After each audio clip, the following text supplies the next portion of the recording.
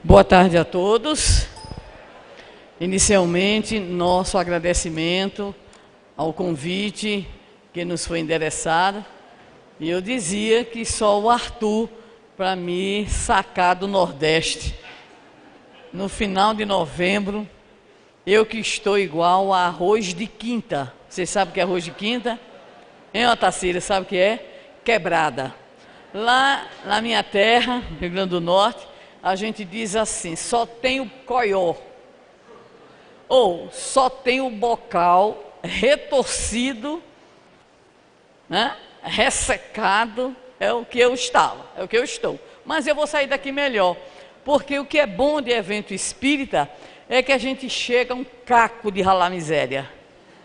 Cansado, empurrado, fatigado, e a gente sai lepo de fagueiro, né?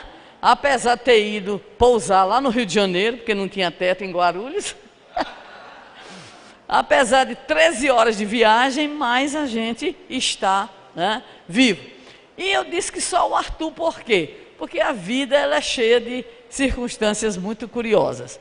Uma amiga disse assim para mim, certa feita, me perguntando, tu já ouviste o Arthur Valadares? Eu não sei nem quem é essa alma, penada, iluminada, não sei quem é. Ela disse, vou te mandar um link e tu vais assistir o garoto. Eu disse, mas é garoto? Manda brasa. Por sinal, quando eu vejo assim Arthur, né, eu já digo que Deus é homem, eu tenho uma suspeita de que Deus é homem, ele sempre privilegia os homens. Eu tenho um conflito com ele, ainda bem que Gerardo está aí, sabe que eu tenho que assumir esse meu conflito como divino. Eu acho que Deus é homem, vamos lá. E aí eu abri, ela mandou o link, eu abri e assisti um dos programas pelos caminhos do Evangelho. Quando eu acabei de assistir, eu abri minha caixa de entrada de e-mails, tinha um convite dessa alma. Eu disse para mim mesma, Senhor, tem alguma coisa estranha. Porque eu acabei de assistir o menino, e o menino acabou de me mandar um e-mail, eu acho que eu respondi na hora, né, para ele. Eu disse, eu vou. Depois caiu a ficha e eu disse para mim, você é absolutamente enlouquecida, né? Mas eu já tinha dito que vinha, então eu vou. Aí me disseram que eu ia ter 2 parceiros, Gerardo, meu amigo de juventude espírita, de 1900 e volts. 1900 e volts, somente nós do Nordeste sabemos o que é que significa. E vinha meu querido amigo Jorge Alahá, né, que não pôde estar conosco aqui, mas são criaturas maravilhosas e grandes trabalhadores do Evangelho. Então, eu gostaria de registrar. Mas eu sei que tem muita gente cansada, mesmo que não tenha viajado tanto tempo. Eu queria saber, quem não é de São Carlos, se levante. Quem não é de São Carlos? Tudo bem. Ok. Quem é de São Carlos, se levante. Ok, valeu. Quem é das Alagoas, se levante. Ah, sim, mas você já está em pé, ô amarelo. Ei, amarelo, você achou? Você achou? É, muito bem. E quem não é de São Paulo e está aqui? Não? Nem é de São Paulo? Tem uma alma iluminada ali. 2 almas iluminadas ali, tá bom? Ok, maravilha. Então, parabenizar todos vocês, né, pela presença. Eu ficar em pé só para esticar a coluna mesmo, tá? Mas, vamos embora. Então, o nosso Arthur e a comissão organizadora nos propôs trabalhar a temática dos chamados 4 pilares para a educação do século XXI. Vamos dar um pouquinho de história para a gente poder localizar os nossos companheiros. Quem é aqui da área da educação, levante a mão. Vão para o reino dos céus, todos. Estão todos absolutamente salvos. Tenho quase certeza, viu? Agora, quem está na educação e trabalha direitinho, porque quem está enrolando, vai não. Vai para aquele outro lugar, certo? Eu não vou nem dizer o nome. Então, o que é que acontece? Quem é da área da educação sabe que a educação é um paquiderme. Tudo muda, né? Tudo muda, mas a educação, ela é... Às vezes ela é por lado, e às vezes ela é para trás, né? É uma desgraça. Mas vamos lá. Mas acontece que a educação, ela é uma praxis humana. O que é que significa isso? Desde que o homem está na face da Terra, ele desenvolve processos pedagógicos, educacionais, mesmo os mais elementares, como, por exemplo, a imitação. Então, a gente vai lá atrás e a gente vai ver na educação primitiva o quê? O menino, a menina, os pequenininhos, procurando o quê? Imitar os adultos num processo que a gente chamaria de existencial profundo, né? Em que a própria vida, as próprias experiências da tribo, do clã, enfim, né? Aqueles primeiros agrupamentos sociais possibilitavam. Mas como o homem é, por excelência, um ser de aprendizagem, nós somos seres de aprendizagem, então nós começamos a aprender muitas coisas. E dentre essas coisas, começamos a aprender, entendeu? Sim, ótimo, o povo inteligente é assim, tá? Então, a gente começou a pensar sobre como é que a gente aprende, como é que a gente ensina e, consequentemente, como é que os outros também ensinam, como é que os outros aprendem. E a educação, ela então passa a constituir a grande força, vamos dizer assim, do processo cultural de homens, de criaturas humanas. Então, nós somos os seres, dentro das diversas espécies conhecidas, nós somos aquela espécie famosa Homo sapiens, né? Que geramos o quê? Cultura. Né? Tomara que um dia o planeta dos macacos não seja tão utópico, não é verdade? Só filme para a gente assistir. Mas também, se eles não fizerem nada melhor, também não adianta. Fica macaco mesmo, é melhor, né? Mas nós que somos da chamada espécie Homo sapiens, nós elaboramos uma cultura, nós sofisticamos maneiras de ser, de perceber. Nós criamos até a psiquiatria e a psicanálise, né, e a psicoterapia para a gente entender a gente mesmo. Então, nós somos seres que desenvolvemos culturas, que criamos, né, todo um processo cultural que aí está. Só que, refletindo sobre a educação, o que é que se tem dito? É que se tem feito pouca coisa, não falamos apenas em matéria de escola, porque escola é um instrumento da chamada educação formal. A educação, ela é um termo muito maior do que isso. Ou seja, nós não precisamos de escola para falar de educação, embora a escola seja uma forma, seja uma maneira de se fazer educação.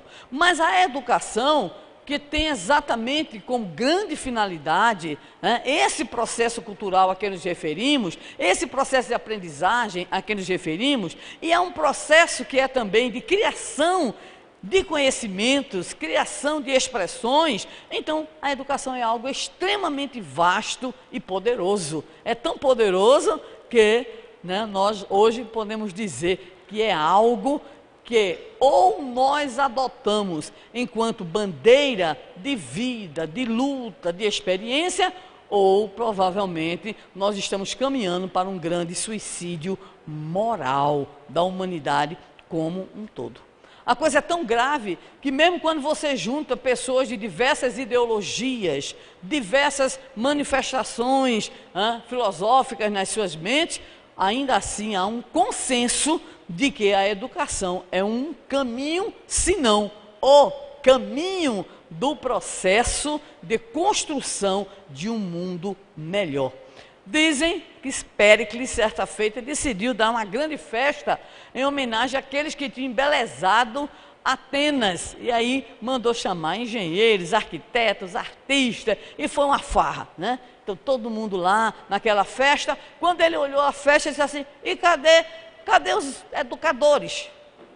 Aí alguém perguntou assim: educadores? Mas a festa não é para os que embelezaram Atenas? Ele disse: sim.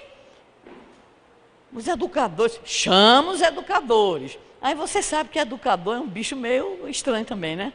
Aí os educadores chegaram todos tímidos, né? Aquela festança, engenheiros, arquitetos, artistas de toda ordem. Aí o professor, o educador, ele é sempre meio atrevido também. Aí um deles decidiu perguntar: por que a gente está aqui? Se essa festa é a festa para os que embelezaram Atenas.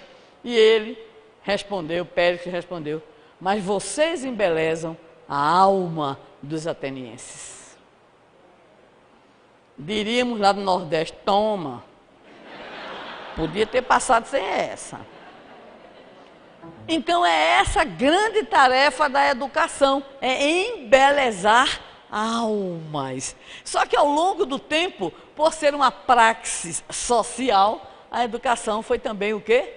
Usada, sob o ponto de vista da sua forma de manifestação, para o quê? Dominar, para oprimir, para cercear. É só a gente dar uma olhadinha no nosso querido e famoso irmão, Adolf Hitler, que constituiu os colégios da juventude. O que é que ele fazia? Mandava os olheiros nas escolas comuns descobrirem adolescentes e jovens com aspectos de liderança, pessoas mais carismáticas, e aí juntava esse pessoal no famoso colégio da juventude, nos colégios da juventude, para fazer a chamada lavagem cerebral e torná-los agentes da sua ideologia. Então o que acontece com a educação é que ao mesmo tempo que ela embeleza almas, historicamente ela pode enfeiar almas. Ela pode, de um lado, fazer com que desabroche na criatura todo o seu potencial humano, mas ela pode também, a partir principalmente de quem a manipula, através das diversas formas de expressão, ser aquela que deforma, ser aquela que inibe, ser aquela que oprime. Não é verdade? Então é sobre a educação que a gente vai ter a oportunidade de falar, tá? Nesse momento e no segundo momento, falando de educação agora na Casa Espírita e no Movimento Espírita. Mas, por enquanto, nós vamos conversar um pouco em torno dos chamados 4 pilares para da educação para o século XXI, que representa um trabalho de uma comissão que trabalhou há alguns anos, uma comissão inicialmente constituída de 15 membros e ampliada com participações de diversas nações, diversos grupos culturais, ideologias e assim por diante, convocada essa comissão pela Unesco, órgão da ONU para a educação. E aí foi solicitada, então, uma espécie de uma reflexão em torno de temas vinculados à educação, na compreensão de que a educação é o único caminho que nós temos para a construção de uma sociedade melhor. Todas as críticas podem ser feitas, inclusive, obviamente, que nossos irmãos marxistas disseram logo, mas esse relatório é uma reorganização do discurso neoliberal. Tudo bem, não tem problema. Mas o que nós poderemos pontuar como de grande importância nesse relatório é exatamente a preocupação de que só a educação é capaz de fazer a diferença. Somente a educação poderá criar as condições de oportunidades que sejam o mais próximo da igualdade, a fim de que a criatura humana ela seja de fato capaz de atingir aquilo que meu conterrâneo, Paulo Freire, grande nome da educação brasileira e não só brasileira, dizia, é o ser mais do homem. O homem nasceu para ser mais, e esse ser mais é a educação que lhe proporciona. Ser mais inteligente, mais bonito, mais elegante, mais criativo, mais produtivo, mais amigo, mais irmão, mais fraterno, mais promissor em suas múltiplas atividades e assim por diante. Então, o que nós estamos aqui preocupados, rapidamente, é em perceber em que quadro essa comissão ela procurou trazer algo em torno daquilo que nós entendemos como sendo de extrema importância para uma educação no século XXI. Então, rapidamente, não dá para aprofundar, um quadro rápido do que nós vemos no século XX e que parece que não mudou ainda, passados já 17 anos do século XXI. Primeiro, a permanência das profundas desigualdades sociais. Então, nós continuamos a ser não apenas um país, mas a ser um hemisfério e a ser um planeta profundamente dividido, em que cada vez menos pessoas têm mais e cada vez mais pessoas têm menos. E algumas pessoas, como vimos inclusive na apresentação do grupo aí, Fraternidade Sem Fronteiras, e muitos nem sequer têm o mínimo para poderem sobreviver. Então isso mostra que o quadro das desigualdades realmente continua em razão principalmente de uma violência multifacetada, que não é apenas a violência física, mas é também a violência cultural, a violência simbólica, a violência ideológica, a violência que censura, né? A violência que inibe, a violência que castra no outro a oportunidade de seu crescimento, a violência que inibe qualquer processo de criatividade que não seja um processo aceito por aquele que manda ou por aquele que está a desenvolver o seu processo de controle social.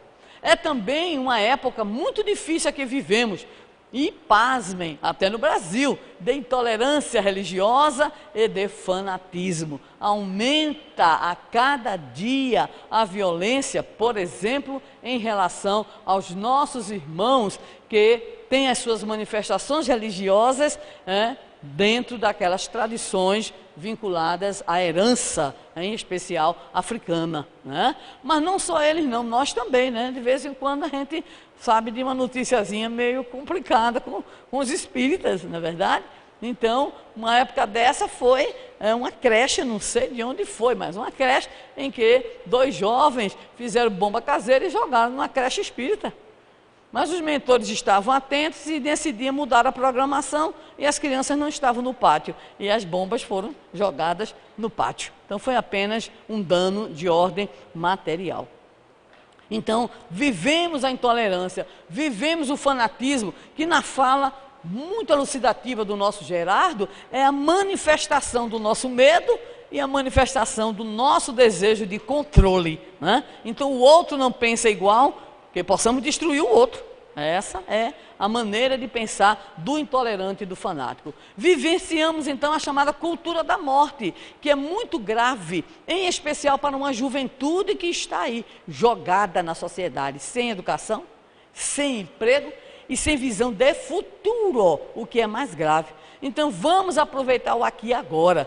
Conversávamos ontem lá na nossa terra dizendo da chamada cultura do pão e circo da Roma antiga. Hoje é só circo, nem pão. Nem pão, basta o circo, porque a turma não tem dinheiro para nada, mas para ir para a balada tem. Para ir para a balada é uma coisa impressionante. Eu dizia aos meus alunos que a gente só dava aula terça, quarta e quinta. E eles diziam, por quê, professores? Porque na sexta vocês estão combinando a balada. Estão combinando a saída. Sábado e domingo, farra. Ou como a gente usa a expressão lá no Nordeste, gandaia. Está na gandaia. Na segunda-feira, não consegue dar aula. Professor que vai dar aula na segunda-feira, primeiro horário, sofre. Porque na segunda-feira, primeiro horário, é hora de quê? Resenha. A resenha da ressaca. A resenha da ressaca. Se na sexta-feira os últimos horários é o planejamento, né, da balada, na segunda-feira é a resenha. Então, olha que situação. A gente vive uma espécie de necessidade extrema de aproveitar, de viver de modo dissoluto. Nós somos os filhos pródigos. Não os que voltaram, os que foram. A gente não encontrou ainda o caminho de volta. A gente ainda está lá.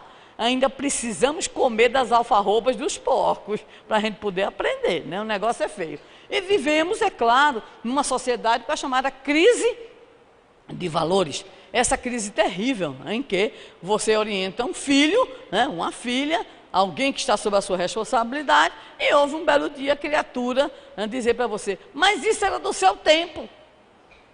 Eu me lembro que Chico, certa feita, Chico Xavier, um sobrinho dele disse assim, ah, tio Chico, isso é do seu tempo, de que tempo o senhor é? E ele respondeu, eu sou do tempo da vergonha, meu filho.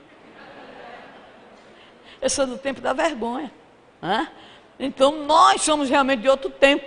Às vezes eu costumava dizer, brincando com os meus, o meu mais velho, principalmente, eu dizia para ele assim, ah, mamãe, isso é do seu tempo. Pois é, eu sou do tempo da chamada era Jurássico Superior.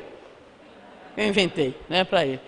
Não é isso, mas é assim que as coisas são colocadas nesse tempo. Montesquieu dizia que nós temos 3 tipos de educação. A educação dos pais, a educação dos mestres e a educação do mundo. Naquela época, lá para o século XVI, XVII, ele dizia, do mundo está ganhando. Hoje ele diria que a gente não tem nem um dos pais. e nem tem dos bestes. Parece que a gente só tem do mundo, não é? Então essa crise de valores que faz com que a gente se envergonhe daquilo que é positivo, daquilo que é honestidade, daquilo que é integridade. Então é muito grave. É o que o professor Rojas chamou de homem light. Preste atenção que o light não é magricelinha, não é aquele todo tanquinho, não. O homem light dele é assim, é o homem que não respeita valores, porque o que ele quer é se dar bem. Ele é hedonista, que é o prazer. E porque ele coloca o prazer acima de tudo, ele é relativista, individualista ao extremo, consumista exagerado. É um homem light. Então, este homem light talvez seja melhor traduzido na visão do célebre sociólogo polonês Zygmunt Bauman, quando fala que nós vivemos a experiência hoje da chamada sociedade líquida. O que é uma sociedade líquida? Será que é uma sociedade das águas? Não. O líquido aí que ele fala é a ausência de algo concreto em que a gente possa se agarrar. A sociedade líquida é aquela que não tem o quê? Valores definidos. Que não tem aportes, ideologias, que de repente você diga assim, não, eu vou seguir isso porque eu aprendi isso com meu pai. Não era assim? No nosso tempo, não era assim, né? De alguns de nós, o tempo é mamãe me ensinou isso, papai me dizia aquilo. Quantos de nós íamos, por exemplo, almoçar, né? Tomar café, porque lá no Nordeste a gente não janta não, a gente toma café. Então, tomar café à noite, né? Isso, Gerardo, a gente não janta, né? Então, quem é que chegava sem camisa? Poxa, nem pensar.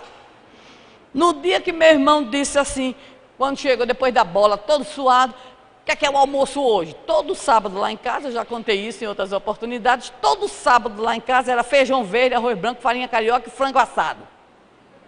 E suco de maracujá para completar, que era para acalmar. Todo sábado. Quando ele chegou aqui, ele olhou, ele disse, de novo? Aí minha mãe, está com 96 anos, deixei em Natal, olhou para ele e disse, como é? Ele, de novo, feijão verde, arroz branco, farinha carioca, frango e suco de maracujá. Não aguento mais, saia da mesa. Aliás, nem sente. Vai embora. Não come hoje, não almoça. Mas por trás, ele tinha jogado bola, era adolescente, estava com fome. Ela foi para minha madrinha e disse, dá comida para ele escondido, mas não deixa ele saber, não. Não deixa. Muitos anos depois, ele já casado, a minha cunhada me contou assim, menino, Mano, que é o apelido dele, Mano comeu tanto que eu pensei que ele ia ter um troço. Aí eu fiquei curiosa, ele comeu o quê, meu? Menino, eu fiz feijão verde, arroz branco, farinha carioca, frango e suco de maracujá. Eu digo, a vida ensina, que é uma... Menino, já está caindo as coisas aí, fala-me Jesus. A vida ensina, não é verdade? A experiência ensina. Então, eram valores em que você tinha referências, você tinha uma espécie de regulagem, como Kant diria, o juízo moral, uma regulagem interior. O juízo moral. Você ia fazer, aí sabia que não era para fazer. Então, mesmo que não tivesse ninguém olhando, mas o processo educacional ali estava. Hoje é a gandaia. Salvo as exceções, né? Se não tiver ninguém olhando, eu faço. E se tiver olhando e der para subornar, eu faço também. E aí a gente está vivendo essa situação. Então, essa liquidez, ou seja, essa falta, né, de algo que a gente possa de fato entender como alguma coisa, né, concreta, como referencial, como valores que a gente deva buscar. Então, houve essa solicitação sob a coordenação de Jacques Delors, e então foram feitas inúmeras reuniões, encontros, consultas e assim por diante. Claro, críticas também, mas 2 pontos considerados importantes. Primeiro, a superação de uma visão instrumental reducionista da educação. Educação não é só educação profissional, não é só educação para o mercado de trabalho, não é só educação no sentido de você poder ser produtivo em alguma coisa. Foi um avanço, né, no documento. E segundo, o entendimento da educação como plenitude da relação, realização do ser humano, ou seja, a educação como um tesouro a descobrir. Então, dentro desse documento, nós fizemos o recorte de uma parte filosófica em que a comissão chegou a uma ideia de princípios que devem reger toda a educação em todo lugar, desde que a gente entenda a educação como uma ação intencional e organizada para o desenvolvimento humano e social. Vamos repetir? Educação enquanto uma ação intencional, sistematizada, ou seja, organizada, visando o desenvolvimento humano do indivíduo e dos grupos, ou seja, da sociedade, ok? Então eles chegaram àquilo que denominaram os chamados 4 pilares da educação. Então, a gente vai, para quem é da área, para quem é professor, todo mundo conhece, as chamadas 4 aprendizagens que foram consideradas fundamentais. Aprender a conhecer, aprender a fazer, aprender a conviver e aprender a ser. Então vamos refletir rapidamente sobre essas aprendizagens, tentando fazer algumas pontes, tanto do que diz respeito ao conhecimento geral, à cultura geral, mas principalmente sob o ponto de vista da doutrina espírita e do Evangelho. Estão prontos? Então, amasse seus cintos aí, vocês têm festa? Vamos lá. Vamos lá. Então a gente começa com essa indagação. Qual é o alvo a perseguir na educação? O que é que a educação pode fazer? E eu, como boa pernambucana, eu tenho que me lembrar de Paulo Freire, quando ele diz: a educação não é a alavanca da transformação social. Todo educador conhece isso. Mas, sem ela, essa transformação não se dá. A educação não resolverá a problemática social, mas nenhuma problemática social poderá ocorrer sem que a educação não seja, vamos dizer assim, a estratégia a ser utilizada. Nenhuma nação se afirma fora dessa louca paixão pelo conhecimento, sem que se aventure plena de emoção na reinvenção constante de si mesma, sem que se arrisque criadoramente. Nenhuma sociedade se afirma sem o aprimoramento de sua cultura, da ciência, da pesquisa, da tecnologia, do ensino. E tudo isso começa com uma pré-escola, que era o termo usado à época. Ou seja, nós não podemos nos descuidar desde a educação infantil. Desde a educação infantil. Nas chamadas nações desenvolvidas, os profissionais melhor qualificados são da educação infantil e da pós-graduação. Ou seja, você vai pegar lá no comecinho e lá no fim os grandes gênios, grandes titulados, por uma compreensão de que ou você faz uma base sobre a qual o edifício possa ser erguido de forma coerente, consistente e principalmente de forma prospectiva para o futuro, ou você vai comprometer tudo. Por isso, nós hoje estamos vivenciando uma experiência que conversarmos hoje, com a nossa irmã, com o Gerardo, o desmonte da escola pública, em especial, já na metade da década de 70. Já horrível, não é verdade? Então, antigamente era assim, escola particular era para menino que tinha dificuldade de aprendizagem. Era assim. Uma escola particular boa, rica, era para os filhos de rico, a gente dizia. Os filhos de rico que não conseguiam aprender. Eu me lembro, minha mãe tinha uma escola pequenininha, lá em Campo Grande, Recife, e lá se dizia assim: quando o menino não aprender a ler, bota no educandário Tiradentes, que era a escola de minha mãe. Então, diziam assim, se ele não aprender lá, não aprende em canto nenhum. Então, a gente só via minha mãe receber de vez em quando os meninos em contraturno naquela época, porque não conseguiam aprender, então iam para lá para aprender. Mas a escola pública, eu, Gerardo, você, muitos de nós aqui, somos frutos da escola pública. Então não foi sem razão que a escola pública, em especial, final das décadas de 60, muitas resistiram, mas é principalmente na década de 70 que a escola pública ela é o quê? Dilacerada, com raras exceções e com ilhas de exceções que nós temos até hoje pela luta de profissionais extremamente comprometidos. Não é verdade? Então, os profissionais comprometidos. Então, o que é que acontece?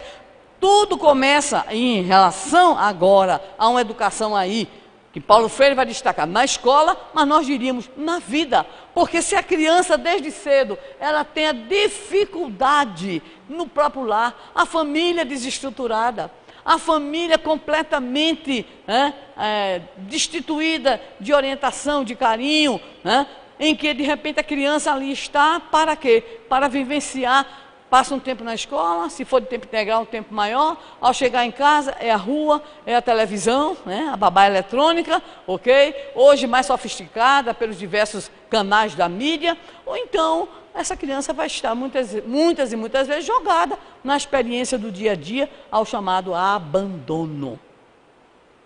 Ouvi uma declaração de uma professora, acho que francesa, discutindo a problemática da educação infantil, e ela disse uma coisa que ficou martelando na minha cabeça. Ela disse assim: nós somos seres naturalmente sociais, mas nós não somos seres naturalmente institucionais. Eu levei um susto. Eu, fala-me, Jesus de Nazaré. Porque ela defendia o quê? Ela defendia a família na base da formação da criança, desde cedo. A orientação, o carinho, a troca, o exemplo, o afeto, a autoridade. Então ela fazia uma crítica, não em si, ao problema da educação infantil, mas quando se coloca a educação infantil como substitutiva da educação familiar, da educação no interior da própria família. Mas vamos, porque não dá tempo para abordar tudo, a educação ela é multifacetada, vamos aqui pegar as aprendizagens. Vamos começar pelo aprender a conhecer, o conhecimento. Então a gente já sabe que o conhecimento é a categoria sempre presente na classificação dos espíritos. Então toda a vida que os espíritos falam para nós e que falam sob o ponto de vista da nossa própria condição evolutiva, eles apontam o conhecimento ao lado, obviamente, da bondade, do carinho, mas sempre aparece também a questão do conhecimento. Nós dissemos ainda há pouco, e vamos buscar nos prolegômenos do Livro dos Espíritos a colocação: os homens, que são espíritos imortais, são sujeitos de conhecimento, que se adquire pelo trabalho do corpo, pela experiência material, pela experiência corporal. Nos diz ainda o Livro dos Espíritos, a questão 115, caminhos do conhecimento e da verdade, provas, trabalho, experiências e vida social, vida de comunicação social. Nós aprendemos nessas experiências. E o conhecimento, ele deve nos proporcionar sempre o quê? Felicidade. Conhecer é ser feliz, porque triste é a ignorância, não é verdade? Triste é a ignorância. Conhecemos, no entanto, uma ínfima parte das coisas. Porque se a gente fosse imaginar tudo que a gente conhece, a gente pode até se sentir o quê? Máximo, né? Mas não. A gente conhece o quê? Quase nada. Quase nada. Ou seja, o desconhecido para nós é infinitamente maior do que aquilo que a gente conhece. Não é isso? Vamos lá. Todos passamos pela fieira da ignorância. Mas Joana de Ângeles diz algo muito interessante. Nós temos duas fatalidades na vida. Primeira fatalidade, existir. Não dá para fazer test drive. Senhor, deixa eu ver se é bom existir. Senhor, deixa eu reencarnar lá em São Carlos. Não, senhor, lá não tem praia, eu vou para Maceió. Né, Alex? Aí tu trocasse as praias de Maceió, não foi? Bichinho, na próxima encarnação tu não vai para lá não, viu? Então, o que é que ocorre? Todos passamos pela fieira da ignorância, mas todos temos, diz ela, a determinação, primeiro, de existir. Segundo, quem imagina, quem lembra? Ser feliz. Mas acontece que não é para ser feliz do jeito que a gente... eu só quero é ser feliz, andar tranquilamente na favela em que eu nasci. Não, não é. Porque a noção de felicidade, pela ótica espírita, o que é? Só é feliz quem o quê? Só é feliz quem? Não é quem voa, não. Não é passaredo, que é passar medo. Não, não é. Gerardo rezou tanto, minha gente, com medo de andar na passaredo. Quando viu o avião, disse, vala-me Cristo. Ele, vamos confiando no Senhor. O Senhor nos aguarda, o Senhor nos abençoa, vamos embora. Ele não conhecia que era passa-medo, o outro nome. Vamos embora. Aí a gente só é feliz verdadeiramente quando... Vamos lá, dou a dica. Terceira parte, Livro dos Espíritos, primeiro capítulo. Continua. Olha, coisa feia, viu? Então, o homem só é infeliz quando se afasta... Você enrolando? Está me enrolando. É de Deus, sim, mas vamos lá. Da lei divina ou natural. Tradução para nós. A gente é infeliz porque a gente é o quê? Ilegal. A gente vive fora da lei. Que desgraça. A gente vive fora da lei. Então, a gente só é feliz verdadeiramente quando a gente se harmoniza com a lei divina ou natural. Não se harmonizou, é infeliz. Oh, eu estou infeliz. Pois é, tá? Procure saber por quê. Vai analisar a lei. Então, o que ocorre? Todos somos ignorantes em alguma coisa e passamos por essa fieira. Mas nós também somos o quê? Condenados. Olha, forte, né? Determinados, melhorou, né?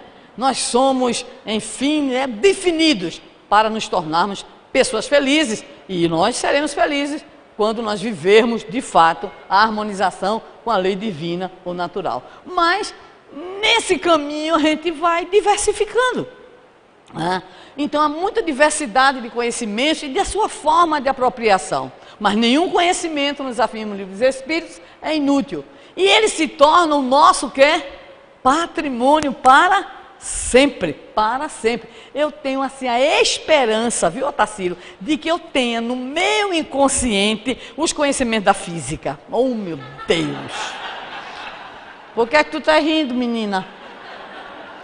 Porque quando eu penso que eu vou desencarnar, que eu vou reencarnar, encho da física teórica, cálculo, me dá uma agonia. Né? Me dá, meu Senhor, tomara que esteja no meu arquivo morto. Viu? Qualquer coisa eu lhe convoco, tá certo, meu bichinho? Eu lhe amo, muito bem. Então, o conhecimento, ele será sempre nosso. Aí alguém diz assim, mas eu nem me lembro. Pois é, não dá para lembrar, tá? O instrumento que é o corpo físico não comporta. Dizem os estudiosos, nós não usamos nem 10% da inteligência, não é verdade? Então não dá, não tem como, não tem forma de expressão. Mas tem o conhecimento, a gente guarda esse conhecimento, tendências, né? Interesses, ok? Aptidões. Eu só não descobri muito as minhas ainda, mas eu tenho certeza que um dia eu vou descobrir, né? E o conhecimento, ele tem algo que é muito grave, ele implica responsabilidade. E é por isso que tem muita gente que diz assim, quando você chama para assumir uma tarefa na casa espírita, mas eu sou só um simpatizante. Simpatiza 25 anos, menino. Passa 25 anos na casa espírita, não aceita nem sequer uma atividade assim, mas simples, não é para ser orador, coordenador, médium, não, é para fazer uma atividade. Eu sou só simpatizante, eu não tenho condições, diz logo, né? Então, é medo mesmo. Então, o que é que acontece? Todos temos que habitar em toda parte e adquirir o conhecimento de todas as coisas. Livro dos Espíritos 560, que vai lembrar uma grande figura do século XVII, chamado João Amós Comênios, o criador da didática, ou seja, o culpado da gente ser professor. Desculpa, foi um processo obsessivo rápido, né? Vai embora, vai. Então, Comênios, que é o criador da didática, porque é exatamente a didática que nos distingue de alguém que domina um conteúdo, mas não domina um conteúdo pedagogicamente, né? Embora de vez em quando apareçam os ministros da educação que queiram dizer que não precisamos de professores, né? Mas eles vão reencarnar e vão ser professores, eu tenho certeza disso, tá? Então, o que é que acontece? Ele tinha o chamado ideal da pansofia, ou seja, o ideal pansófico, que seria ensinar tudo a todos. É uma figura genial. Uma vez eu assim, trocando impressões com o Divaldo. Divaldo, tu não acha que Comênios é da equipe do Espírito de Verdade? Ele disse, sem dúvida. Muito bem. Eu estou até ficando inteligente, encontrando algumas coisas. Então, fenomenal. Ele fala da educação maternal na família, completa o ciclo com educação para a morte. Ninguém nunca fez isso. Todos os ciclos, né? Então, o grande ideal do conhecimento, ensinar tudo a todos. E ainda o nosso livro dos Espíritos, todos têm que percorrer os diferentes graus da escala para se aperfeiçoarem. Não quer evoluir não, meu bichinho? Vai ter que evoluir. A gente só tem duas opções. A primeira, evoluir. E a segunda? Povo sabido. Vão evoluir bem, ok. Mas acontece que Jesus disse para nós em João 8,32, muita gente pensa que Jesus não falou de conhecimento, de desenvolvimento intelectual. O que foi que Jesus falou? Vamos ler, todo mundo. Conhecereis de quê? Da ignorância, que mais? Da imperfeição, que mais? Pode falar alto. Do sofrimento, da burrice, do preconceito, do fanatismo, de tudo. Porque é o conhecimento que vai o quê? O que é que Jesus disse? Nos aperfeiçoar, nos fazer mudar. A gente tem que ter cuidado para não ter a famosa síndrome de Gabriela. Como é a síndrome de Gabriela? Eu nasci assim, nasci assim. Aí se for espírita, reencarnarei assim. Não pode ter Gabriela espírita, não pode, né? Então, a gente tem que mudar, tem que evoluir, sai da zona de conforto, tudo bem. Mas o conhecimento, ele é um ciclo, e ele só se completa na prática, só se completa na prática. Já imaginou se a gente conhecesse e não aplicasse? Olha o que Jesus diz para nós, não se põe a candeia debaixo do alqueire, e nem o que? Se esconde uma cidade edificada sobre um monte. Então, o que é que a gente vai fazer com os talentos? Vou enterrar, Senhor, que eu tive medo de ti. O Senhor, servo mau e infiel, não é verdade? Então, nós temos que ter essa preocupação, ok? Com o quê? Com a vivência, com a aplicação. O ciclo de conhecimento exige o fazer. E quando se fala na aprendizagem do fazer, isso envolve pesquisa, testagem, busca da inovação. Mas no campo espírita, isso significa a nossa busca de harmonização para com a lei divina ou natural, porque a gente só é infeliz se a gente dela se afasta. Então, para a gente se aproximar, a gente busca essa harmonização, porque isso é uma exigência da consciência iluminada pelo conhecimento. Lembrando aqui o nosso Emmanuel, né, Arthur? Né? E lembrando Paulo, quando alguém conhece a Jesus, nova criatura tem que ser, né? A não ser que seja fingimento. Quando Jesus narra a parábola do bom samaritano, instigado por aquele fariseu, quando fez a célebre pergunta, né? Quem foi aquele que, o quê? Amou o seu próximo, quem foi aquele que foi o próximo daquele que caiu nas mãos dos salteadores? Qual foi a resposta dele? O último, que ele não podia falar a palavra. Ele disse o terceiro, o último. Mas Jesus disse para ele, faze isso e viverás. O fazer implica em vida, aplicação. Então a gente vai tentando, não consegue, vai melhorando. Errou, faz parte. O erro faz parte do processo da evolução. Assim como faz parte do processo pedagógico. Então a gente vai caminhando. Ok? O problema não é errar, o problema é gostar do erro. O problema é errar de novo, e errar de novo, e errar de novo, que é o nosso caso. Vivemos o ciclo da reencarnação da seguinte maneira: a gente sofre, aí a gente erra porque sofre, e sofre porque erra, erra porque sofre, e sofre porque erra porque sofre porque... Não sai disso. Aí a criança, né, isso geral, a criança fica lá chupando dedo, né? Muito bem. Terceira aprendizagem, aprender a conviver, que é uma necessidade de evolução. No Livro dos Espíritos, quando Kardec aborda na lei de sociedade, o Espírito de Verdade vai dizer, Deus não deu ao homem todas as suas aptidões sociais em vão. Então, o conhecimento é coletivo, a prática é coletiva, a convivência, o que significa dizer que o processo evolutivo, embora o seu caráter individual, porque cada um vai desenvolver, mas se dá o quê? No coletivo, se dá com o outro. Então, qual é o critério estabelecido para que esse processo seja o melhor possível? O amor, que é o critério crístico, quando Jesus nos diz, um novo mandamento vos dou. E quando ele em João, conforme João, vai dizer qual é o critério de reconhecimento. Nisto reconhecerão os de fora que sois os meus discípulos, se vos amardes uns aos outros. Então é exatamente a vivência da lei de justiça, de amor e de caridade, para a construção de uma vivência fraterna. A coisa mais difícil do mundo é conviver. Quando Jesus disse, quando 2 ou mais estiverem reunidos em meu nome, foi o que ele disse? Eu aí estarei presente. Para quê? Alguém tem um palpite? Eu tenho. Para desapartar. Para desapartar. Quando vocês estiverem reunidos em meu nome, vou lá presente, para ver se vocês se orientam, ver se vocês se aprumam. É esse realmente o objetivo, não é? Então, é difícil. Por que é difícil? Porque nós somos individualidades que temos naturalmente também uma tendência a nos impor ao outro. Isso é do homem, é da criatura humana. Então, aprender a renunciar sem se anular, aprender a servir sem se abestalhar. Conhece o termo? Abestalhar. Fica meio leve, meio morgado, meio bobão, né?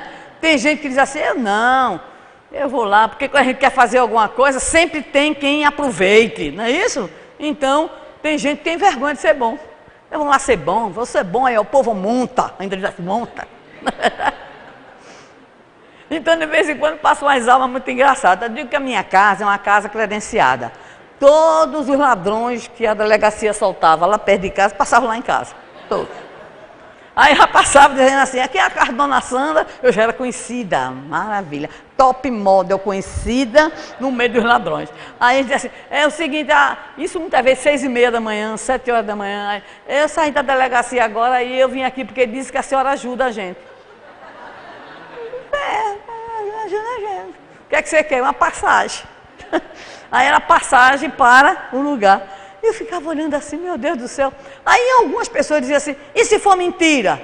Eu digo, eu estou com Emmanuel e não abro. E o que é que Emmanuel diz? Ele está me dizendo, eu estou acreditando. Se ele está mentindo, o problema é dele. Não é meu, é dele. Mas você é besta. Sou besta, sim. Sou besta. Deixe de ser besta, né? Então a gente vai aprendendo o quê? Aprendendo a encontrar os caminhos da convivência. Ninguém convive bem sem uma certa dose. Vocês vão assim me condenar, mas Gerardo vai me compreender, né? A gente não é homo sapiens sapiens, né? Mas tem que ter também o homo sapiens demens. Já sabem o que é? A gente tem que ter um certo nível de doidice, todo respeito. Senão os psiquiatras não iam nos tratar, né? Os psicólogos não iam nos ajudar. Tem que ter uma certa dose de demência para poder viver bem. Não enxergar que o marido coloca a toalha molhada em cima da cama. 360 dias.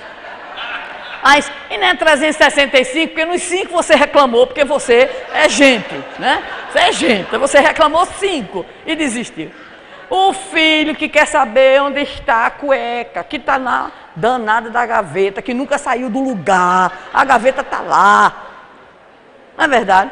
Então a gente tem que ter um nível de demência, tá? Aquele irmão do centro espírita que está meio atacado e você, Senhor, faz parte do processo. Aquele chefe que você não aguenta, colega de trabalho indignado, e você, Senhor Deus, Pai dos que choram. Tem que fazer o jogo de contente, de vez em quando, para a gente poder se manter. Então, Jesus dá para nós o critério final de quê? Da convivência fazer aos outros o que gostaríamos que os outros nos... Por quê? Porque a gente também precisa do amor dos outros. A gente também precisa do perdão dos outros. Quem de nós aqui não teve seu dia terrível? Quem de nós aqui não tem um dia que chuta o pau da barraca? Faz a tempestade em copo d'água. Se irrita, né? Ainda diz assim, eu não sei porque eu sou espírita. Né? Eu não devia nem ter conhecido espiritismo. Muitos de nós temos esse dia. Hoje eu estou obsidiado. Mas desobsidie, meu filho, vai tomar um passezinho. Respira. Medita. Faz visualização terapêutica. Vai melhorar. Tudo faz parte. Porque a gente também tem que ter, Emmanuel de novo, Arthur, paciência conosco. Tem um dia que a gente não está bem. Mas a gente tem que ter, adorei isso, né? Perturbado inconsciente e perturbado consciente. Achei ótimo. Posso usar? Posso, né? Então, vamos ser perturbados conscientes. Tenho que tomar um remédio. Tenho que tomar. Não é tarja preta, mas é alguma coisa que vai nos ajudar a melhorar, ok? Então, para a gente fechar, o último. Porque, na verdade, a aprendizagem final, aprender a ser, é o corolário, é a reunião, é a síntese do aprender a conhecer, do aprender a fazer e do aprender a conviver. E aí a gente vai lembrar o que Jesus disse para nós. Olha o que ele disse lá no Sermão do Monte. É claro que a gente vai achar que Jesus é mentiroso. Alguém acredita aqui que Jesus é mentiroso? Oi! Porque Jesus olhou aquele povo que estava lá, tomara que a gente não estivesse. Então, olhou assim para aquele povo e disse, vós sois o sal da terra. Senhor, vós sois a luz do mundo. Por isso que está escuro. Brilha a vossa luz diante dos homens. Evocou o salmista e ainda disse, vós sois deuses. Né? E ainda disse, fareis tudo aquilo que eu faço e muito mais. Eu acredito que foram 5 surtos psicológicos de Jesus. Senhor, perdoai-me. Segura o teto. Segura o teto, né? Mas foi surto psicológico de amorosidade. Você não deixa eu molhar o bico? Ora. 5 surtos de amorosidade. É que nem a gente olha para a criança. Lá em casa eu disse para meu filho, depois que eu li um livro de Lúcia Moisés, Autoestima. Aí tem o meu neto agregado lá, que é danado demais. Eu chamei os filhos. Ninguém vai dizer agora que Inácio é desobediente. Vocês têm que dizer assim, Inácio, você é um menino bom. Você é um menino obediente. Aí meu filho olhou para mim e disse, agora a gente vai mentir, é? É a mentira piedosa. Né? Vamos dizer para ele, Inácio, você é obediente. Então foi isso que Jesus quis dizer para nós. Vós sois o sal, vós sois a luz, vós sois Deus, vós és tudo aquilo. E a gente sabe, a gente aprendeu com o livro dos Espíritos, que o progresso completo constitui nosso objetivo. Qual é o progresso completo? Progresso intelectual e progresso moral. E Jesus definiu para nós o sentido da educação. Está lá no Sermão do Monte, Mateus 5,48. Jesus disse tudo o que a gente tem que ser. Foi o que ele disse? Está muito fraco. Vocês não querem se responsabilizar. Vamos ler junto.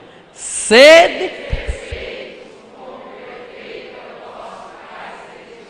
Mas eu quero ser imperfeito. Não, você não pode. Então qual é a consequência final para nós? O programa educativo do Evangelho e da doutrina espírita é para toda a nossa vida.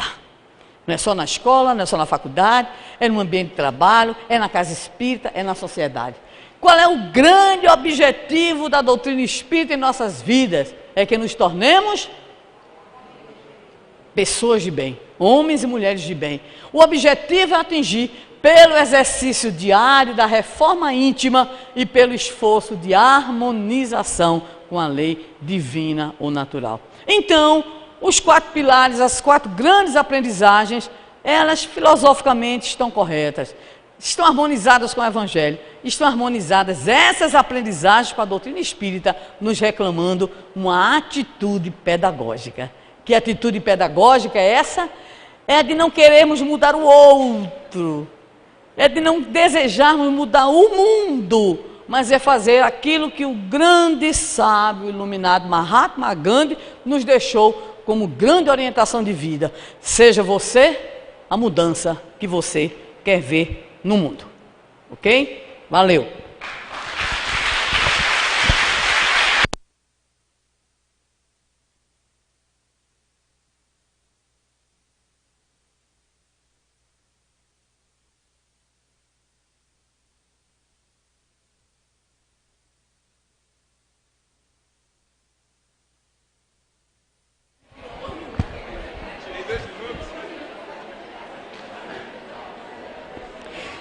Pessoal, agora nós vamos passar para a mesa redonda, onde nós teremos as respostas das perguntas que todos fizeram aí. Como mediador do nosso debate, será o nosso irmão de fé, Alex Claudino, que está aqui. Eu pediria ao Gerardo e à nossa querida Sandra sentassem aqui para podermos